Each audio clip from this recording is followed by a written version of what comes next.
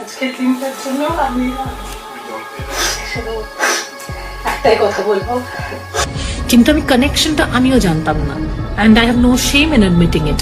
যখন আমি জানলাম, কিছু সম্পর্ক থাকে যা শত বাধা বিপত্তি আর দূরত্বের মাঝেও মনের কোণে টিকে থাকে, যা সময়ের সঙ্গে আবারও বাস্তবতায় রূপ নেয়। ঠিক যেন তারই এক বাস্তব উদাহরণ দেব শুভশ্রী। 12 বছর পরে আবারও তারা সম্পর্কে ফিরেছেন, কিন্তু সে বিষয়টি ব্যাপক প্রভাব ফেলেছে দেবের হবু স্ত্রী রুক্মিণীর ব্যক্তি জীবনে। শুভশ্রী যত বছর ধরে দেবের থেকে আলাদা ছিলেন, রুক্মিণী ঠিক ততদিন থেকে দেবের সঙ্গে লিভিংয়ে রয়েছেন, কিন্তু বিয়েটা কার্যকর হয়নি। আর সেই ভুলের মাসুলটাই গুনতে হবে কিনা রুক্মিণীকে, সেটাই এখন চিন্তার বিষয়।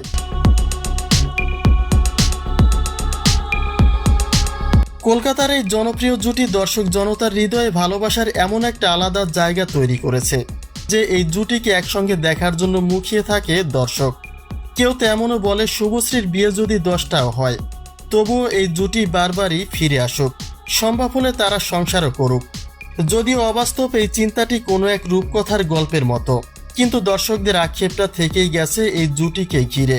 কেননা এমন তো কথা ছিল না, শুধুমাত্র একটা ভুল সিদ্ধান্তে দুজনের জীবনের চলার পথ আজ ভিন্ন ভিন্ন। অন্যদিকে এই বিষয়টিকে ঘিরে এখন বিতর্ক চরমে। কেননা তাই যদি ঘটে যায় তবে কি হবে 12 বছর ধরে দেবের অপেক্ষায় থাকা রুক্মিণীর? বলতে গেলে দেবের সঙ্গে বিয়ে ছাড়া আর কি বাদ রয়েছে তার? দিনের পর দিন বছরের পর বছর কোনো নারী পুরুষ লিভিংয়ে থাকার পরে তাদের মাঝে আর কি বাদ থাকে?